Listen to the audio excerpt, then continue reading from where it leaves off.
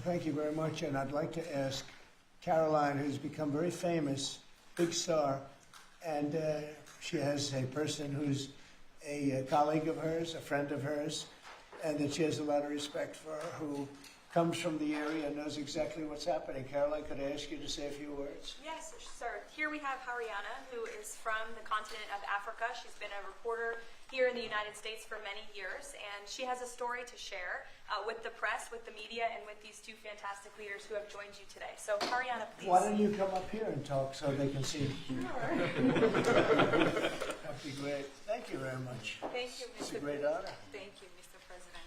So, as Caroline has mentioned, President, first of all, I want to let you know that I'm the only African reporter accredited here at the White House and I cover for the entire continent. So, I just arrived from Congo, Democratic Republic of the Congo, yesterday. I went to see firsthand how the people is feeling and the President's message, President Felix Tshisekedi, about this upcoming peace deal. And let me tell you firsthand what I witnessed myself. I spoke with the people on the street. I spoke with youth. They know your name. They know that our president named President Trump is working hard to finally bring peace to the country. I saw hope. They have hope now for a better day in Congo. They see what you're doing as a future, better future for Congo. And I had opportunity to sit down with President Felix Tshisekedi for an interview because I want to understand his mind, what he's thinking, his feeling about everything that your administration is doing. And he told me firsthand that for many years, many American presidents overlooked this conflict. They didn't do nothing. Even myself, I covered President Biden's administration. I pressed many times about this conflict. People are dying in Congo. This country has so much potential, but they need help because this war is destroying the country. Right. They never gave me any answer. And he told me, President Tshisekedi, that you have no idea, he's very thankful for what you're doing, for what your administration is doing. Not only him, the entire Congolese people. They see that finally they will have hope. And President Tshisekedi also mentioned at the end of my interview that when peace finally comes to the Democratic Republic of the Congo, he's thinking to nominate you as a Nobel Prize Peace because he said you deserve, you have been working to bring peace in the world, not only at the Congo, and he's very hopeful to meet you in the future. That's so nice. Boy, and that's so beautifully stated. And Caroline said, number one, she did say, and I shouldn't say this because it's politically incorrect, she said, she's beautiful, and you are beautiful. I'm not allowed to say that, that could be the end of my political career, but I say it anyway. But you are beautiful, and you're beautiful inside. So I wish I had more reporters like you. You covered Africa for a long time? Yes, for over 10 years. Wow. I covered even your first administration. Yes, I know that. That's great. Well, thank you. That's so nice that you said that. Appreciate it. And I have one more question, Yes. Mr. President. Since we know in July or in the future, both President of Rwanda and the Congo will be coming to the United States. In Africa, President John Lorenzo, the president of Angola, he is also the leader of African Union. Good. He worked very hard to bring peace, but unfortunately... Let's get him here. Yes. That's okay? Would you invite him for me? Of course. Okay? I know that he works very hard, and he's the head of essentially the union. So the union all over Africa, not the kind of union that we have. This is the union all over Africa, and I'd love to have him, so you'll let him know. Of course, okay? Mr. President. Thank you very much. Thank you, Good. Mr. Now you go back to where you belong, right? That's great. That was a great job. It's real knowledge and real heart, too. Congratulations. Okay. So we're here today to celebrate a glorious triumph, and that's what it is, for the cause of peace. And this is a long time waiting. The signing of a historic peace agreement between the Democratic Republic of the Congo and the Republic of Rwanda. The conflict has continued, and it's been going on for many, many years. It's been going from, I guess they say 30 years. The Great Lakes region of Africa for a long time, and maybe even a time before that. How is the Great Lakes region? Must be beautiful, right? Beautiful. Beautiful region, but they had a lot of war, right? A lot of fighting, a lot of death. It's displaced countless people and claimed the lives of thousands and thousands. But today, the violence and destruction comes to an end, and the entire region begins a new chapter of hope and opportunity, harmony, prosperity, and peace. That's been a long time waiting. I said, how long has the war been going? And a friend of mine who was very much involved said 30 years, and at least 6 million people were killed during that period of time. It's incredible. And somebody said that was actually, it's the biggest war on the planet since World War II. So it's a shame, but we're going to bring it to an end. I want to express my gratitude and congratulations to the representatives of the Democratic Republic of the Congo and the Republic of Rwanda, who signed this pivotal agreement a short time ago. They just signed right in front. And let me also thank Secretary of State Marco Rubio, who has worked very hard on this subject, and we've worked on it together, for his outstanding leadership, as well as Senior Advisor for African and Africa Affairs, Mossad Boulos, who's, as you know, spends a lot of his time in Africa, and he's very comfortable there. I said, were you at all uncomfortable with all of the turmoil and all of the killing? And he said, no, I wasn't uncomfortable, and that's what you need. You need somebody that's going to be able to get. So, Mossad, I want to thank you very much for the job you've done. Amazing guy, actually. I also want to thank African Union, Qatar, Togo, for working closely with the United States. And I know Qatar was really working hard. And African Union, we just spoke about that. And I look forward to having them representatives here when we do the official meeting, and that'll be sometime in July. And we look forward to it. And you better be here covering it, okay? We're not going to stand anybody else covering it but you. But this is a tremendous breakthrough. In a few short months, we've now achieved peace between India and Pakistan, Israel and Iran, and the DRC and Rwanda, and a couple of others also. Serbia, you know, they were getting ready to go to war with a group I won't even mention because it didn't happen. We were able to stop it. But I have a friend in Serbia, and they said we're going to go to war again.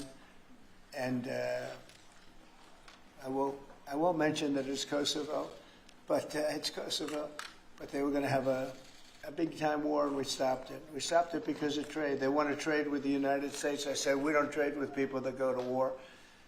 And we said that also with, if you take a look at Pakistan and India, it was great. They have two great leaders, and they were able to stop. They were in the midst of a big fight, I guess everybody saw, and it was going to get very bad. And they are nuclear nations, very powerful nuclear nations. In the months and years ahead, my administration will continue to work closely with all of the parties in this deal and ensure the agreements are fully taken care of, and you're going to do what's in the agreement. We'll say you better do what's in that agreement, right? Because if somebody fails to do that, bad things happen. But I have a feeling that after 30 years, I think after 30 years you're all set.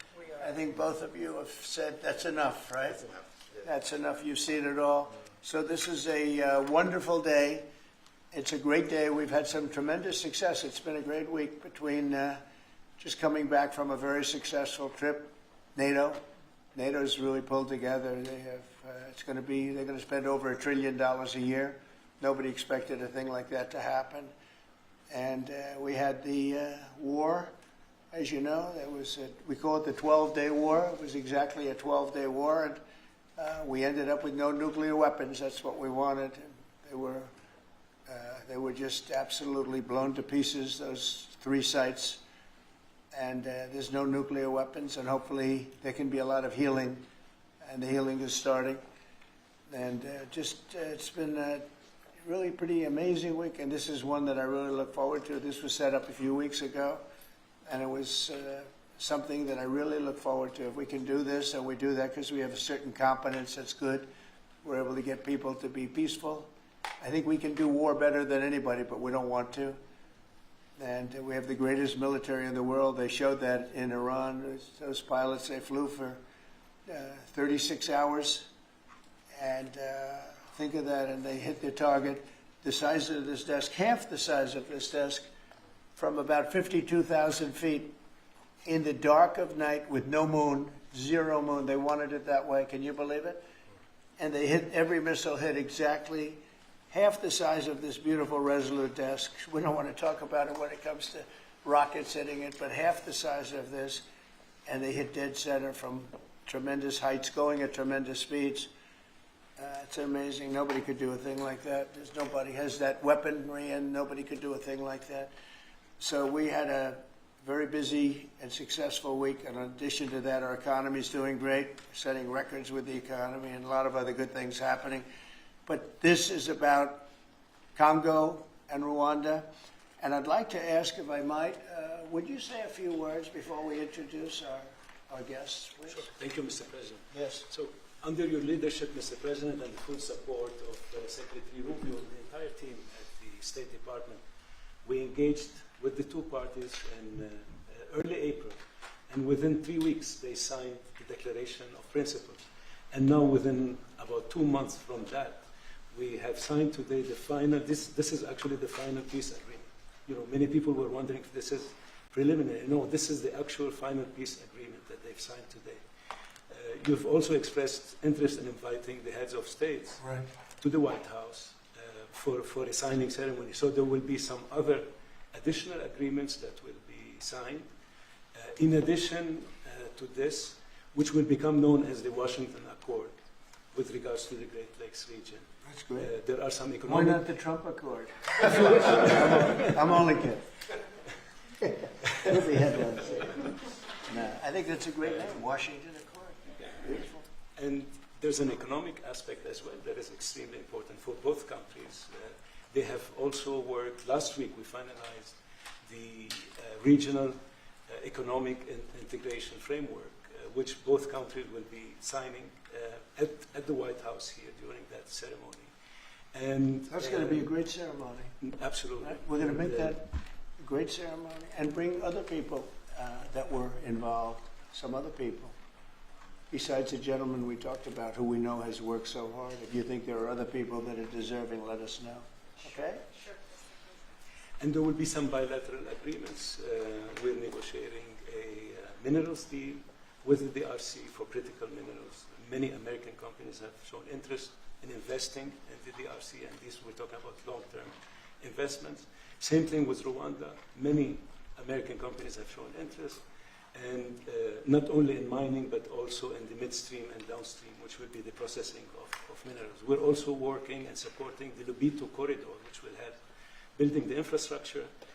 Just 2 days ago, the United States signed, and supported a project of $1.5 billion for electric transmission from Angola to the DRC. And there are many other projects of that nature lined up.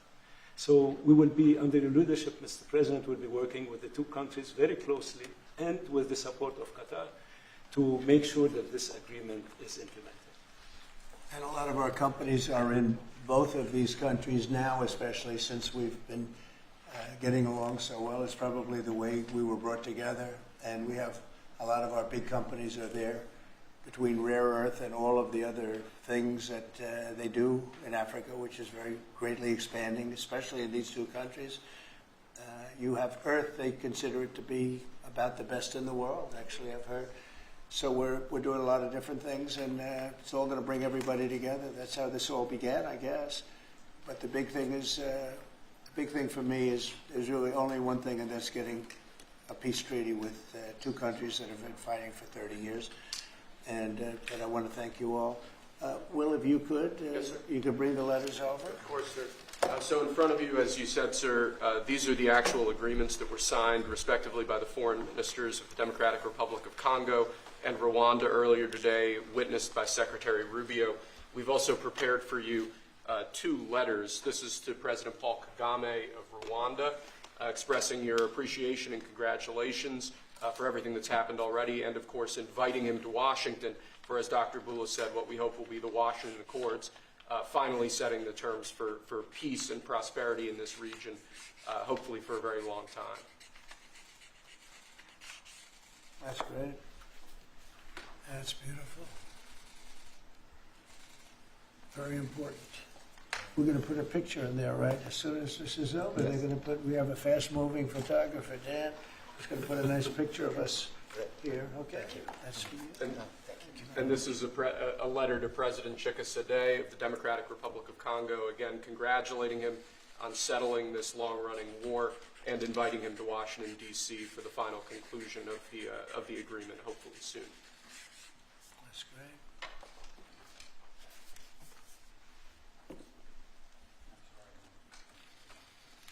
That's right. That's great. You take that pen, and you take that pen. Thank you very much. So I'd like to ask JD to say a few words, our great Vice President, and then Marco, and go ahead. Great. Well, first, let me welcome the foreign ministers of Rwanda and Congo. It's great to have you in the Oval Office. And second, let me say congratulations to the President, Secretary Rubio, the entire team. I think for the people of these two countries, they should know that the United States is committed to the pathway of peace. But to my fellow Americans, this is really a celebratory moment. This is a big moment for our country because under the President's leadership, we've taken what was 30 years of killing and war, the worst war in terms of death count since World War II, and now we're on a pathway to peace.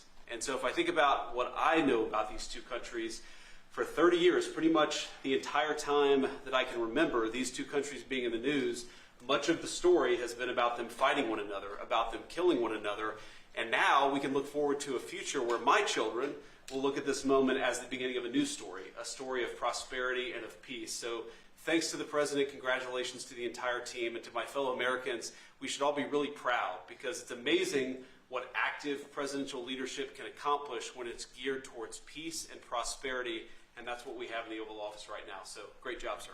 Thank you very much, JD and Marco, and then we're going to ask the two principals to speak. Yes, sir. Mr. President, first of all, thank you. When I first came on this job a few months ago, you made it very clear that the priority of this administration under your leadership is going to be the pursuit of peace. And from day one, whether it's been in Ukraine and Russia, whether it's been Pakistan, India, whether it's been Iran and Israel, and in the continent of Africa, your priority's been on peace. And today we see this come to fruition. It's sad. Wars get a lot more attention than peace. But peace is harder than war, a lot harder. And I want to congratulate both of the leaders here and their respective presidents for choosing the harder path, which is often peace, than the easier path, which sometimes is war, as costly and as bloody as it may be. And I echo the Vice President's statements, and that is that Americans should be very proud that the number one voice for peace in the world today is our president, your president. And so thank you, President Trump. And I want to, again, recognize Dr. Boulos and the work he's put into this from day one. He's really put a lot of time and effort, and as our friends from the respective countries can share with us. And last point, I do want to thank, you've done this already, but the African Union, Togo, and Qatar, who have been extraordinary partners and whose help we're going to need to continue to receive in order to bring all this to fruition. So congratulations to both of you. Thank you, Mr. President. Thank you. Great job you've done. Do you want to start? Either way. Would you like to start? Ladies first, maybe. Okay. Thank you so much. Thank you Again, very much. thank you so much, Mr. President, for having us here. I think I can summarize my contribution in 3 main points. First of all, thank you and congratulations indeed for this remarkable milestone, which is putting an end to 30 years of conflict and of suffering, and which is redefining the perspectives that millions of Congolese and of citizens of the greater Great Lakes region will have. The second point is stay committed, stay on board. We need the United States to make sure that this agreement holds and that you hold us accountable. And the third point is, if you stay on board, I think there are so many perspectives that we can transform our partnerships through and that can usher in an era of prosperity, of growth, and of shared bilateral relationships that go well beyond the challenges that we've shared together, and that can at least, or finally, focus on the potential and of the wealth that we can share. So again, our heartfelt gratitude to you on my behalf, but more importantly, on behalf of the people of the Democratic Republic of Congo. Thank you so much. Beautifully spoken, and I look forward to seeing your leader. A highly respected person, as you know, Indeed. highly respected all over the world, but in Africa in particular. So sometime in July we'll do something, big ceremony. We look forward to it. Thank you so very much. Please. Thank you very much, Mr. President. This is indeed a historical day because it's the signing of a peace agreement between Congo and Rwanda to end a conflict that has been going on for 30 years. And there has been many mediation, facilitation in the past. but none of them succeeded. And we believe that it's because of your leadership and your steadfast commitment to this process, with also a new approach of economic integration, regional economic integration, which is important to allow Rwanda and DRC working together, because this is a very rich region with cross-border trade, with the minerals, with natural wealth. So with the U.S. Standing side by side with Rwanda and DRC, we believe that we will achieve a long-time peace. And we also believe that, as my colleague from DRC stated, it's important for the United States to stay committed, because today we signed, but now we need to implement what we have signed in order to open this new era you were talking about of prosperity, so that we can reap the economic dividend of peace.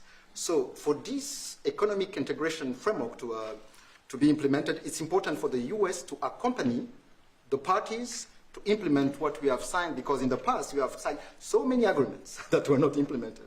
And we are really, we believe that with your leadership, with the involvement of the United States administration, we will reach that goal. So thank you very much, Mr. President. Well, this will happen, definitely. I can reach over. Do you want to just press them over to me? Let me have them.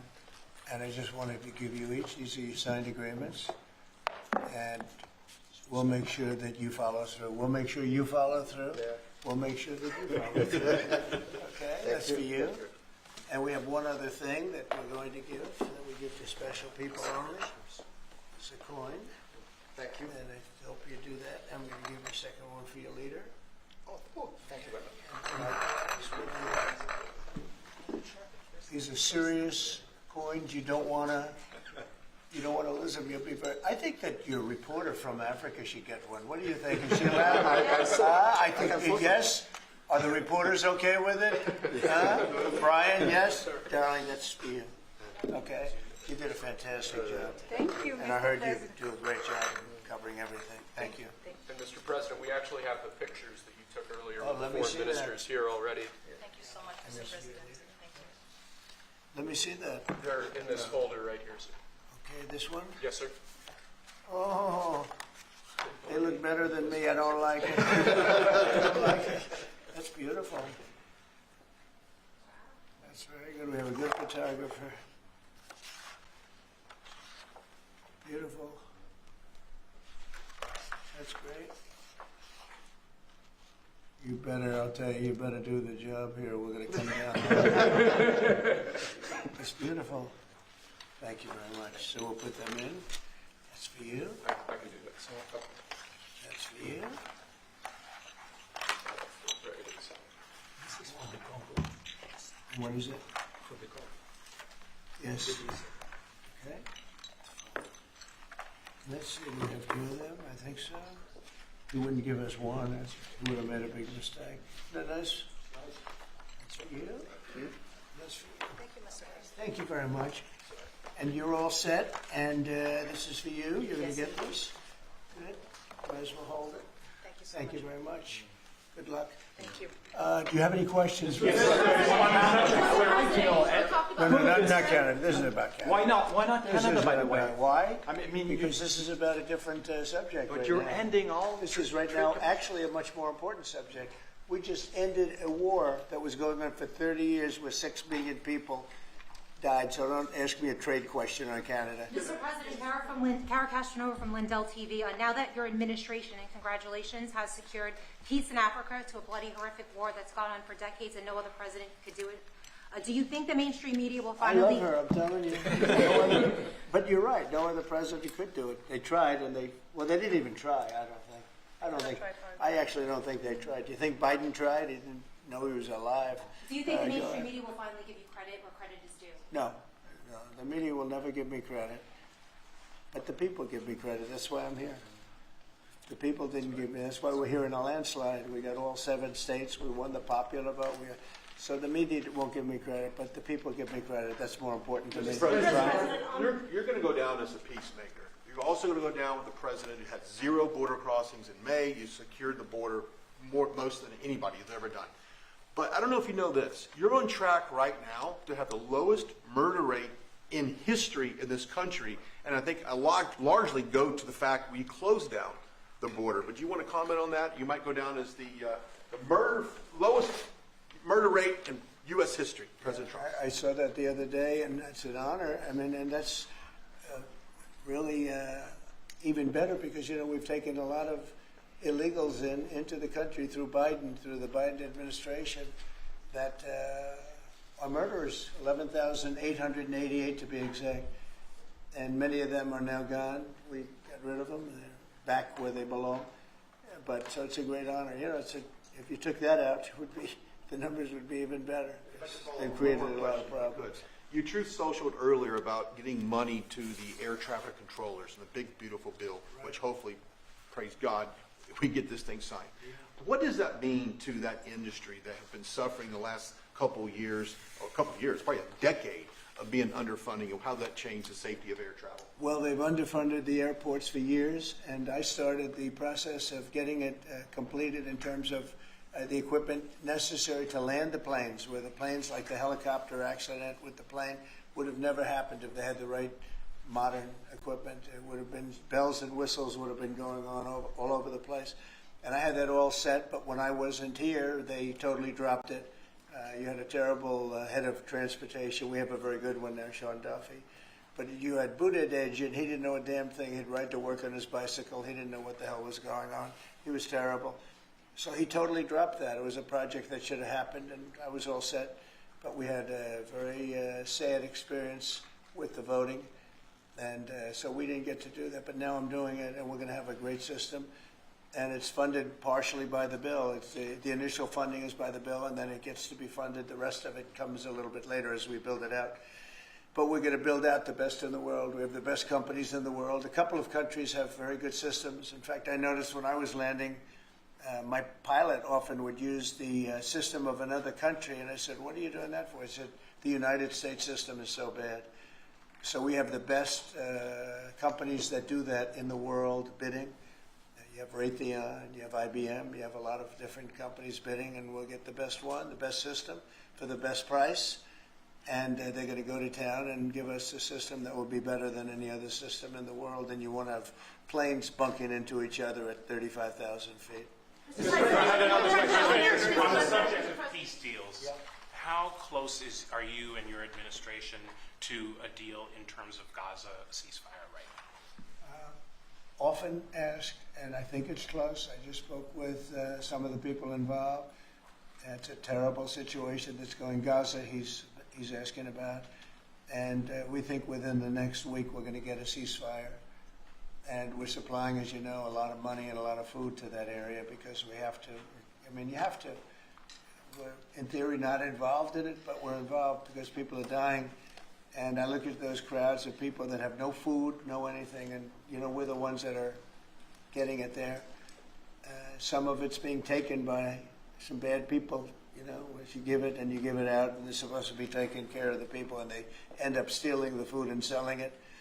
But we have a pretty good system now. But so we're helping with that. You see the lines of people that just get one meal essentially. But it's too bad. Other countries aren't helping out. Nobody's helping out.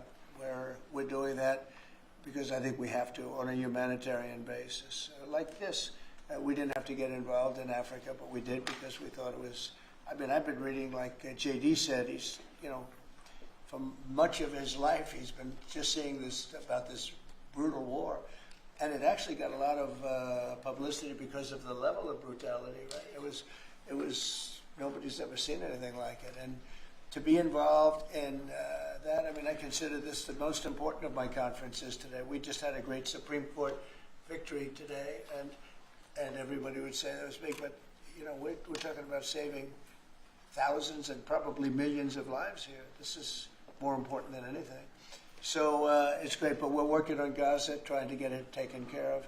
And again, you know, a lot of food has been sent there, and other countries throughout the world should be helping also.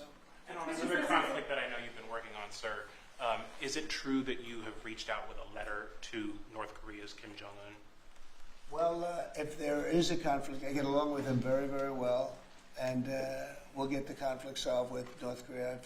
I've had a good relationship with Kim Jong-un, and I've gotten along with him really great, so we'll see what happens. But somebody's saying there's a potential conflict. I think we'll work it out if there is. It wouldn't involve us, but again, we're very far away from a lot of these places that we're solving problems with.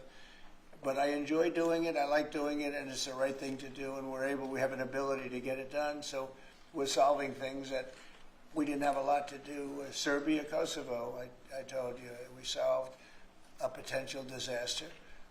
I can tell you that some of the countries that you're not going to hear about, but some countries that were ready to go to war with their neighbor are not going to go to war with their neighbor, and that's a great thing. We have a number of them. But I'm very happy about India and Pakistan because they actually have nuclear weapons. You know, when you talk about Iran, they were trying to get it, but India has nuclear weapons, Pakistan has nuclear weapons, high-level nuclear weapons both, and getting that solved was really great. We did it through trade, so it was a great thing. Mr. President, when it comes to nuclear weapons, Mr. President, are you concerned that the Iranians may have some enriched uranium at Pickaxe Mountain? The last thing they're thinking about right now is enriched uranium. They're not thinking about it. What they want to do is they want to get back to life, and they do want to meet me, and we'll do that quickly. We're going to do it quickly. They said this morning that they don't want to meet with the U.S. Were they telling you something different in private? They may say that to you. Don't you think they want to meet me? Don't you think we have sanctions on there that they can't do anything? Wouldn't you think that they want to meet me? I mean, they're not stupid people, but they went through a lot, and they suffered, and so did Israel. Israel suffered greatly. It was a nasty 12 days, and yeah, we'll see what happens. Are you considering sending Patriot missiles to Ukraine? Have you made up your mind about that yet? Go ahead. Understood, Mr. President, there are a few unanswered questions that remain in this deal. For example, will This Rwandan deal? on this conflict? For example, will Rwandan troops pull back from parts of DR Congo, and also will the M23 rebel group be allowed to remain in parts of eastern DR Congo? Do you have any answer to those questions? Well, let me ask you that question. You want to answer that one? It sounds like an interesting question for you. Go ahead, please. Thank you very much. In the agreement we signed, we have taken the concept of operation for the neutralization of the FDLR, which is a vicious genocidal movement, and the lifting of Rwandan defensive measures. So this was already signed last year in November, so we will implement it. This concept of operation to do both things, to neutralize this movement, which has been destabilizing Rwanda for many years, and to lift our defensive measures. As for the M23, in the agreement also, we have decided to rely on the Doha talks, because there are currently talks between the AFC M23 and the DRC government to have a peace deal also that will complement the Washington peace agreement. So both things are taken care of. Thank you. Mr. President, will the United States be enforcing this agreement or taking a role We'll in be it? working with them to get it enforced. They can enforce their own agreement, but we'll be putting a lot of pressure on to make sure it gets enforced. The two people in this room are very, very capable people, and they'll get it done. I think they'll get it done. They love their. One thing I learned very quickly is how much you love your country and you want to get it done. And they know it has to get done, otherwise bad things happen. But I think we're well beyond that. Other presidents should have done what I'm doing right now. They never did it. I don't think they ever tried. I don't think it's like they couldn't do it. I don't think they ever tried. And if they did, they wouldn't be able to do it anyway. On the Mr. President, President, yes. yes, thank you. Mr. President, can you share with us what can happen if one of the parts violate this peace agreement? Because we don't want war to come back to DRC. I'd rather not say. I would just say that there are big penalties if they violate, and they're not going to. I don't think they will violate. I think they mean it, but we have very severe penalties, financial and otherwise. Okay. Mr. President, we can circle back to your social post on Canada specifically. Why are you deciding to end trade talks with Canada, and what rate are you looking to set? So Canada, I put a charge on some of our companies, and Canada's been a very difficult country to deal with over the years.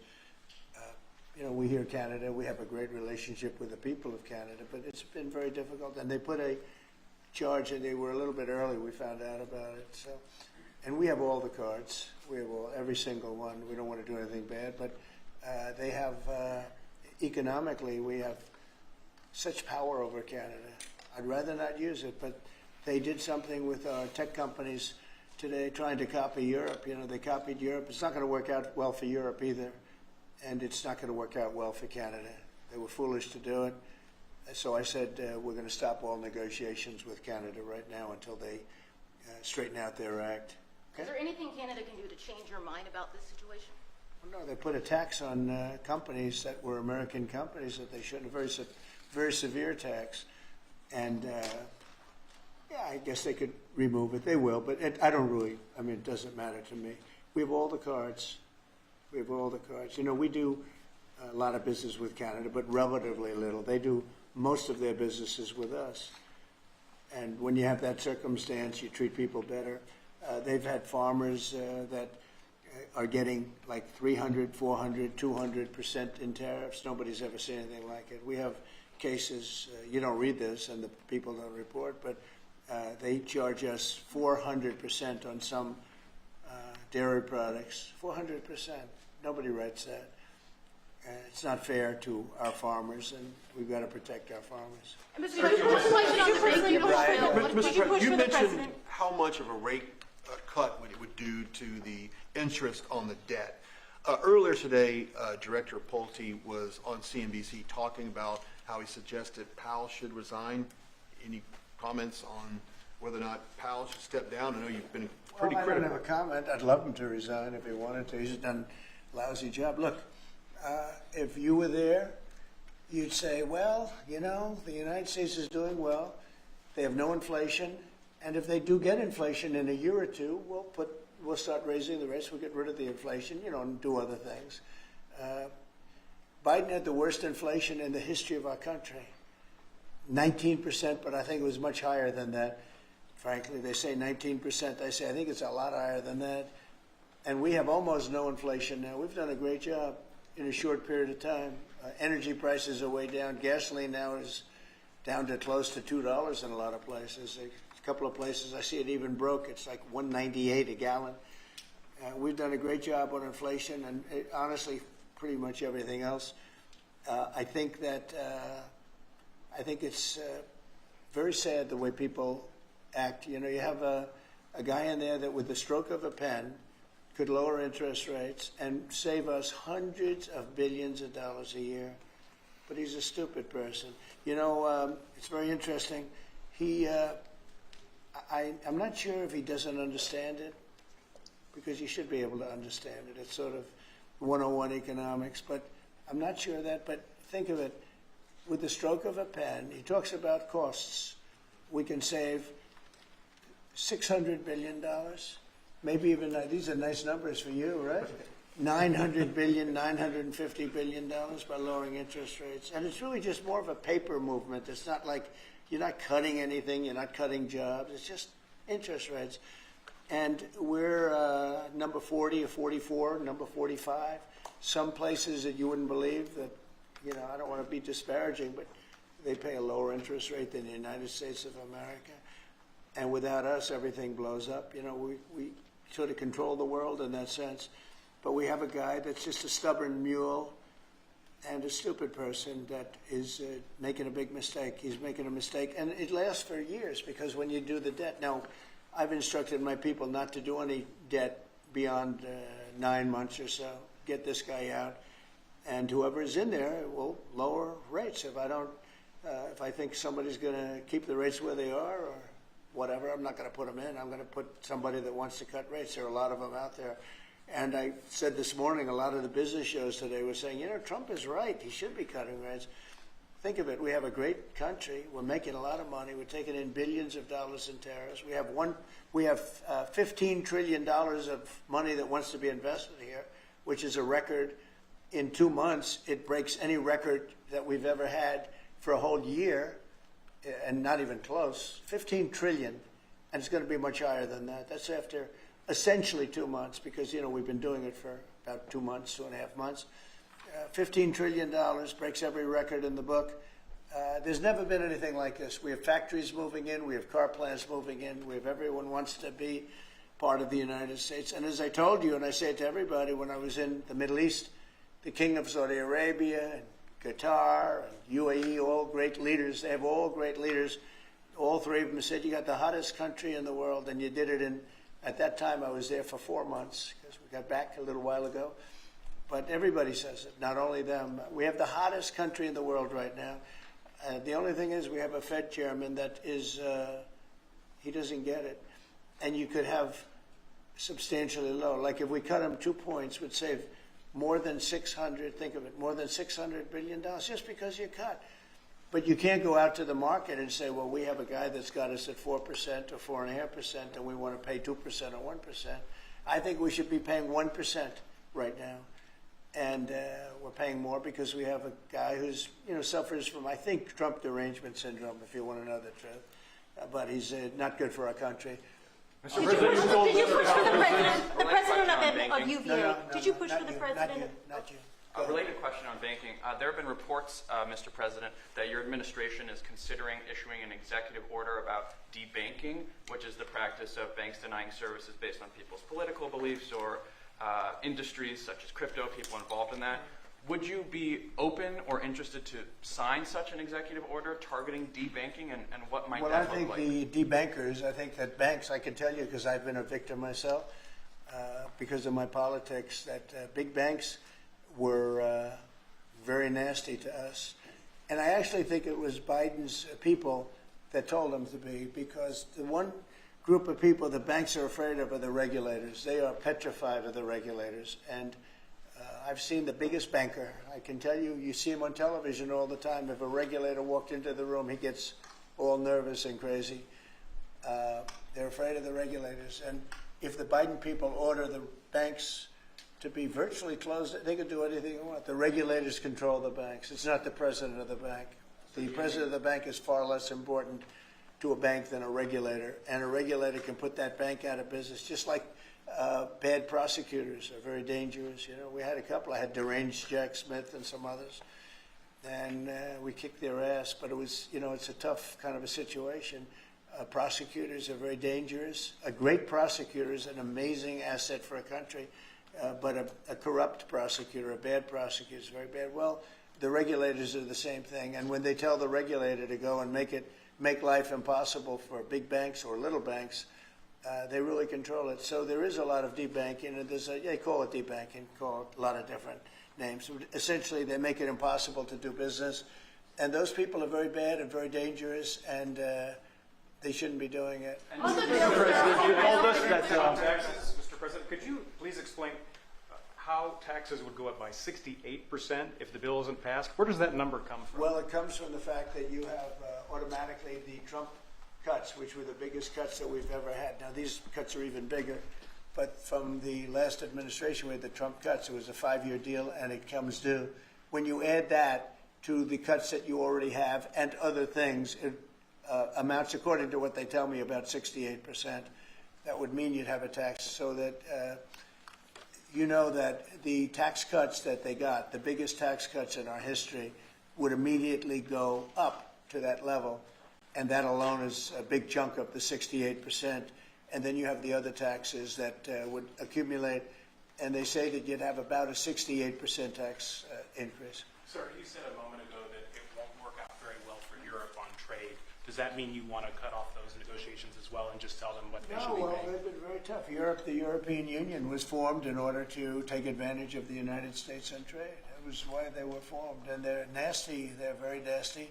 We have a good relationship. I'm dealing with Ursula right now and the group. But it's a very tough situation. They have been unbelievably bad to us. If you look at past precedents, they've treated them very badly.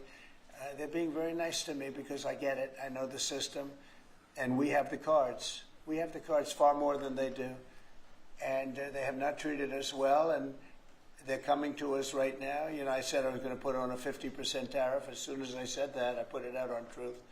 As soon as I said that, they came to the table. They didn't want to come to the table. My people were telling me, Scott was telling me, and the whole group was telling me that not a good situation. They want to tap it down the line. They don't want to really deal. So I said, we're going to put a 50% tariff on you. And Howard, as you know, was very much involved, Lutnick, Commerce, and he said they don't want to talk. As soon as I put that on, I was getting calls from them like, can we meet tomorrow? And the problem is they have a lot of very unfair taxes. They have a lot of taxes that you wouldn't put on, and they sue all our companies. They're constantly suing Apple and Google and all of these companies, and getting in front of judges that essentially almost work for them. I guess they do work for them. They're European Union judges. And they're getting these crazy rewards. Apple was fined $17 billion, and others are being fined tremendous numbers of dollars. They're nasty people. And I don't want them affecting U.S. companies. I don't want that.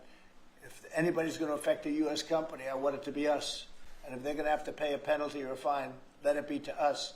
So they've done this for a long time, for years, but they're very nasty. The European Union is very nasty, there's no question, but they'll learn not to be so nasty very soon. They know that. They know it's coming. So told us that Vladimir Putin reached out to you to help you with the Iran crisis. Well, he made some nice statements today. Did you see the statements? I saw the statement. Very nice. Vladimir Putin made some very nice statements today. Look, he respects our country again. He didn't respect it a year ago, I can tell you right now. But Putin respects our country. And President Xi of China respects our country. And Kim Jong-un they respect our country again. We were not a country that was respected just a year ago. We had a president that was incompetent. We had bad people circulating around this desk, this beautiful, resolute desk.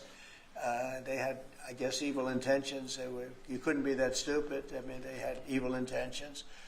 But the world respects our country again. Thank you very much, everybody. Thank you, Press. Thank you, Press. Just outright the sword. Thanks, guys. Thanks, everybody.